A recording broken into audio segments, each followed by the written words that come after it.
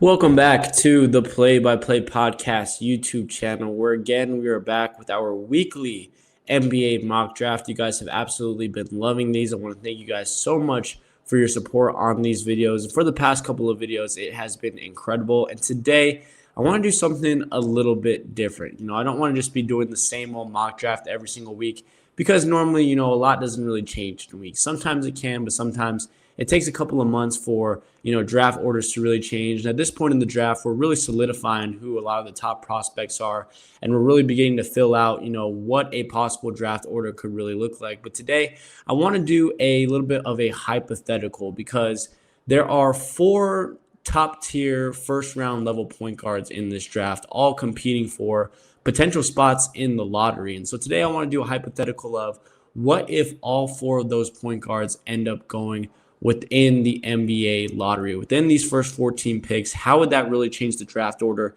And which teams would really realistically be looking for these point guards to really go out and join their team and go for these guys? So really quick, I cooked up this really quick mock. I think that it is perfect for this type of video. I think that we have a couple of teams on here that could definitely go out of their way for a point guard. So we're going to try this out, see how it goes. But really quick, before we start the mock draft, I want to encourage you guys to go down below to the comment section. Make sure to comment, subscribe to the channel, leave a like on this video, and share with your friends. And if you haven't already, go ahead and follow us on all social medias, that being TikTok, Instagram, and Twitter. All of those apps are going to be down below. We're on all of those social medias. You will get to see my latest reactions to breaking news within the NBA, the NFL, and combat sports. And you will never miss whenever the podcast decides to upload an episode.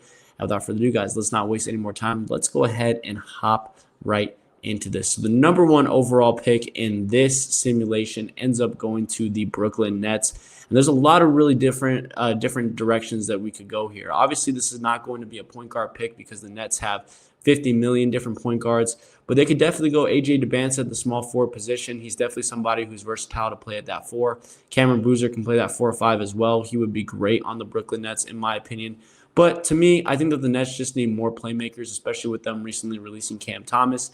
And as much as I've been dogging on Darren Peterson lately, I still think that there is a world where he goes number 1 overall. The dude is, without a doubt, 100% the best talent in the draft.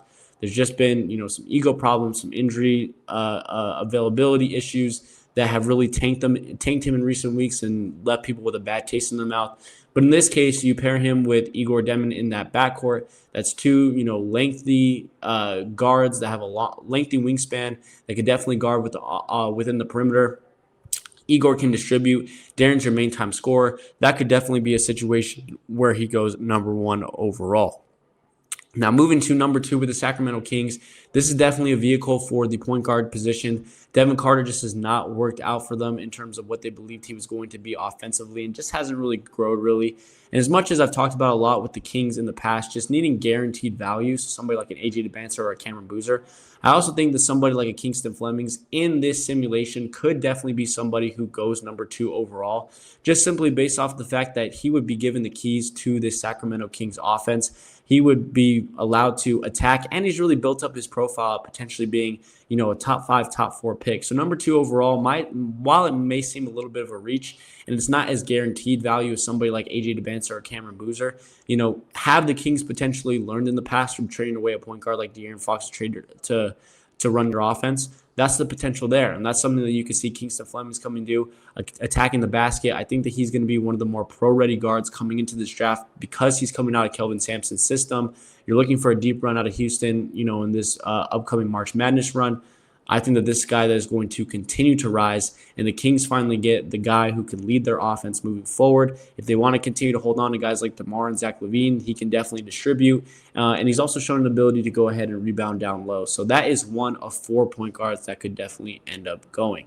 Then you go here with the Washington Wizards. And as much as I've been going within the front court over the past couple of drafts, I think if AJ DeBance falls to number 3, he will definitely go here. And I think that he plugs in perfectly at that number 3 spot right next to Anthony Davis. That gives you a really great defensive duo. And, even if AD gets hurt, at seeing that 6'9", he is definitely somebody that with his size could plug in directly there at the 4, play next to Alex Sarr. He could play the 2 if he wants to with this three-point shooting ability.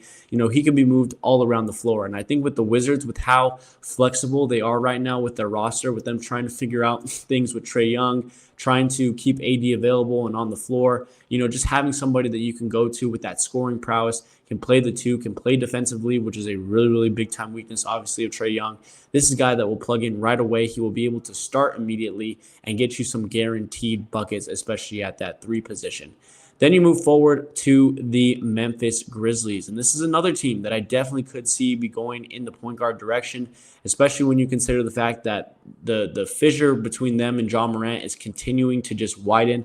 Yes, they traded for Walter Clayton Jr., but is he your stereotypical, prototypical, pro type of starting point guard? To me, he serves a little bit more in like a scoring guard role, especially because he is a little bit bigger. So I could definitely see them going at the guard position here, especially because they have 2 front court pieces in Santi Aldama and Zach Edey. Definitely could also go at the 3 here. But I think in this situation, I'm going, like I said, this is a hypothetical, so this isn't going to be 100%, accurate or whatnot. I'm going to go ahead and I'm going to give them, this is actually really, really, really tough.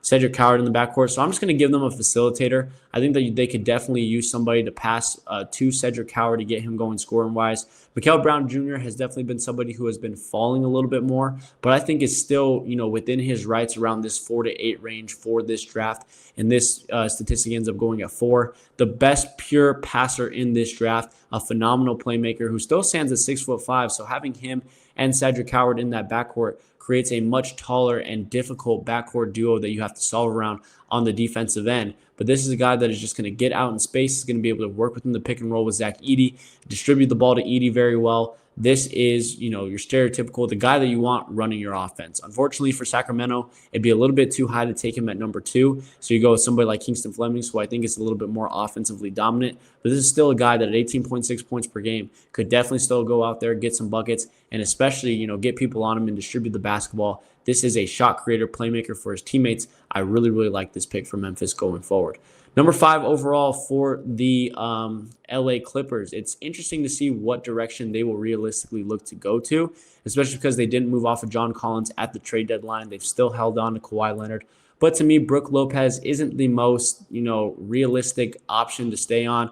I think getting somebody like a Cameron Boozer to just continue to boost your offense. Again, I know it's crazy to see him going at number 5. Once again, this is just a hypothetical, but Cameron Boozer could plug right in there. He could play behind Brook Lopez. He could play ahead of him. He could play at that 4 and replace John Collins. You could play John Collins at the 5 and play Cameron Boozer at the 4 and have 2, athletic power forward types on the floor just running around, can hit the mid-range shot well, has been developing his three-pointer over time, and is efficient at 58.2% from the field, a double-double a game. This guy is going to be great, and I still think that he is well within his discussion to go at number 1 overall, especially if Darren Peterson continues to fall. Moving to number 6 overall with the Atlanta Hawks. We've gone through this a lot with the Hawks. They need to continue to build that front court, especially because they have been turning Jalen Johnson into much more of a point forward, and they've been having him lead the offense.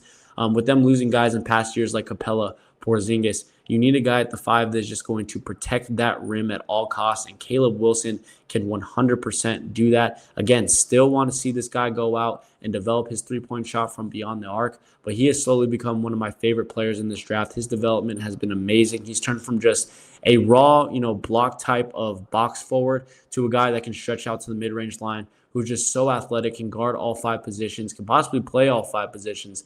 This is a guy that just introduces you to versatility and makes a monstrous, big time in terms of height-wise lineup for the Atlanta Hawks moving forward.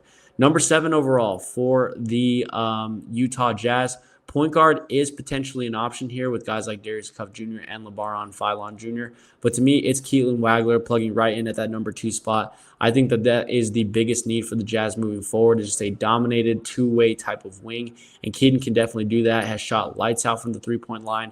Him pairing with Keontae George, who has been having a phenomenal offensive season for himself, would be a dangerous young duo. And then obviously, you still have scorers like Lauri Markkanen. You're going to pair him on the defensive side with Jaren Jackson Jr.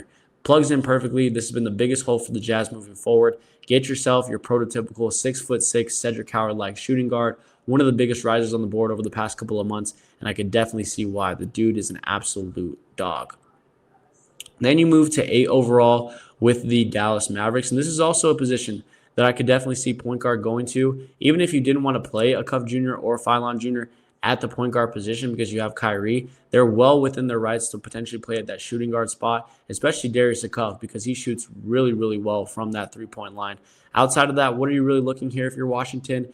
Maybe potentially replacing somebody at that power forward position, especially if you want to get a cheaper option from PJ Washington. One of my favorite go-tos for Dallas recently has been Koa Pete. I just love his dominance and his physicality on the block. And while he maybe hasn't been developed as a shooter recently, he still has been able to have a really solid touch in and around the rim. This is somebody that you can pair right next to Cooper Flagg and just create some dominant defense inside the paint. You have Daniel Gafford at that center position as well. So while this might seem like a little bit of a reach as well, I love Koa Pete at this 8 spot going to Dallas. I think that he shows dominance there and that this is definitely within Dallas's rights to go ahead and take somebody there. Chicago Bulls at number, what are we at? Number 9. Now I got some flack last video for potentially drafting a center. I'm going to go different this time. I've been going Jaden Quaidens the past 2 times. I'm going to go with Chris Sinak Jr., definitely a guy who is more of the offensive stereotypical type of center, which is not something that I think that the Bulls realistically need because they have so many guards, but, still stands at 6'11", is a solid playmaker. I got some flack for people saying, why would the Bulls go to the center position, especially because a lot of people mentioned that guys like Jaden Ivey and Anthony Simons are still going to need to be re-signed because they're on the last year of their contract. But to me, Kevin Huerter had an amazing year, was having a pretty solid year this season. They swapped Huerter for Ivy. I think that Vooch was a really, really solid piece for them, so trading him for Anthony Simons. I think that those are 2 pieces that they traded for and they want to keep within the long being. I don't think that that's just, a 1-year rental, especially because some of those players definitely make you better. I think that Simons definitely made the Bulls better when the Bulls are in a situation to tank. I think that they're going to keep at least one of those guys, which still keeps them very guard dominant, very guard heavy. They need a center position no matter what, whether they let go of those point guards or not. They're 100% still going to need a center. I think that Quaidens or Sinak are 2 guys that just have a lot of untapped potential. And if they can develop them right, one of these 2 guys could be really, really solid at that 5 spot for them. The Milwaukee Bucks at number 10. This has been a no-brainer for me. It's been Darius Cuff Jr. all the way. He has also, along with Caleb Wilson, become one of my favorite prospects to watch. Just been so dominant on the offensive end, especially from a shooting perspective. And, obviously when you have somebody like Giannis Antetokounmpo who's not as keen on the shooting side throughout his entire career, you definitely need somebody who's going to bring the offensive firepower. I think that Ryan Rollins has been a really, really good story for them, but I think that a Cuff, especially coming out of Coach K's system, or Coach Cal's system, out of Arkansas, is, again, similar to somebody like the Kingston Flemings coming out of Kelvin Sampson's system, is just going to be, more veteran type minded, is going to be very grounded, and is going to be able to contribute right away. So that is the guy that you plug in at the point guard spot. Heading here to number 11 for the Charlotte Hornets. A very interesting spot because they normally have a little bit more available. To me, it's going to come down to that 2 spot potentially between Braylon Mullins and Tunde Yosefu, and maybe even somebody like a Cameron Carr. I like Braylon Mullins. I just like his moxie with his 3-point ability to really go out and shoot the basketball. And when you're able to pair him with somebody like a Concanopoulos, they have Liam McNeely as well. Shooting has just become such a royalty in the NBA within the past couple of recent years.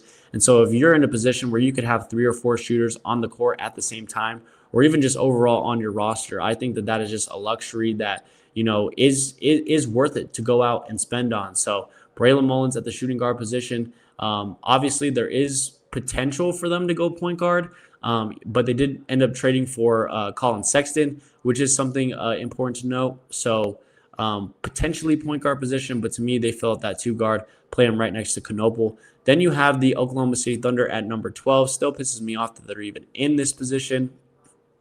Where could you see them go?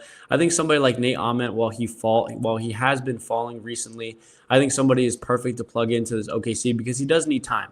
He does need time to fill out his frame. He does need time to continue his shooting development from outside the arc. So he is going to need a good 2 to 3 years to really get built up. And the Oklahoma State Thunder are obviously a team that are, not short on resources at all, and obviously have, championship level talent. This is a guy that can play behind, guys like Lou Dort and whatnot, that small forward position, both Jalen Williams at the power forward position, learn his game, and really just grow into his own. And then 2 to 3 years when OKC wants to let go of one of those guys, either because their play has dropped off, maybe they're a little bit too expensive for them to hang on to everybody, Ahmed can come in right away, plug in at that power forward spot, and overall just be, fully developed right there. Then you have the San Antonio Spurs at number 13. Obviously, point guard, not the biggest of need for them. I think that power forward is definitely the way to go. And I like the Axel Lindemann pick that I had from the last draft. I think San Antonio is just in a situation right now where they're competing for a title. Maybe it's a little bit, earlier than they realistically thought, but you're going to need day one NBA ready talent. And Yaxel is somebody that is definitely that. Just an all around really, really solid player. I think is going to be able to deliver for you on all cylinders. Double machine potentially here. Plugs right perfectly in at that power forward spot and offers you a lot more on the offensive end than Jeremy Sohan ever did. Plugging him next to Wemby, I think that would be great. And then surprisingly here, I'm gonna pick LeBaron Philon to fill out our final point guard of this draft at number 14. I know that might sound a little bit weird, and there is other places that he could potentially go. Like I said, Charlotte is potentially a big one. Maybe OKC if they want to develop him a little bit more. But the fact of the matter is Dame is coming off of injury. I don't think that Scoot Henderson and Shaedon Sharpe have either, really developed the way that they really wanted to. And Shaedon Sharpe himself, I think, has grown a little bit more into it too. So get yourself your next future, rookie guard. Philon is, once again, another guy who is just a dog offensively, loves attacking. I think is a little bit more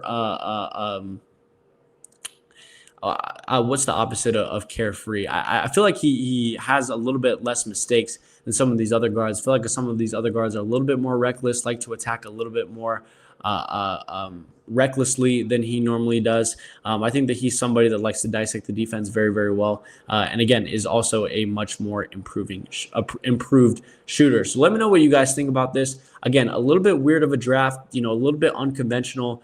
Obviously maybe a guy like Cam Boozer and Caleb Wilson aren't falling to 5 or 6. But I do definitely think that there is a world, especially if maybe Sacramento falls to number 3, that they could draft Kingston Flemings at number 3 overall and surprise people. I do think that there is a world that if somebody falls within this 5 to 6 range, Mikal Brown Jr. could potentially go there. I think that Darius Cuff is a big time riser. I think that you could put him on Dallas. You could put him on Chicago. I think that Milwaukee is a really great fit. And then LeBaron Philon, again, I think that overall, realistically, one of these guys is going to be, pushed out of the lottery because there's just so much big-time point guard talent. But at the same time, there's so much big-time point guard talent that any one of these guys could be worthy of a lottery-type pick. So I do think that, maybe while there are some pieces that are maybe a little bit unrealistic, maybe some players that went a little bit higher than expected, this is still, a scenario that could potentially work out where you have 4 top point guards in this draft going within the lottery. And I'm super, super excited to see where all of these guys end up and how they can lead these future offenses. But let me know what you think about this mock draft down below in the comment section, as well as subscribing to the channel, leaving a like, and sharing this with your friends. And if you haven't already, go ahead and follow us on all social medias, that being TikTok, Instagram, and Twitter. All those apps are going to be down below. We're on all of those social medias. You'll get to see my latest reactions to breaking news within the NBA, the NFL, and combat sports. And you will never miss for Never the Podcast decides to upload an episode. Without further ado, guys, that's all that I have for you guys today. I will see you guys on the next one. I hope that you guys have a great rest of your week, and peace.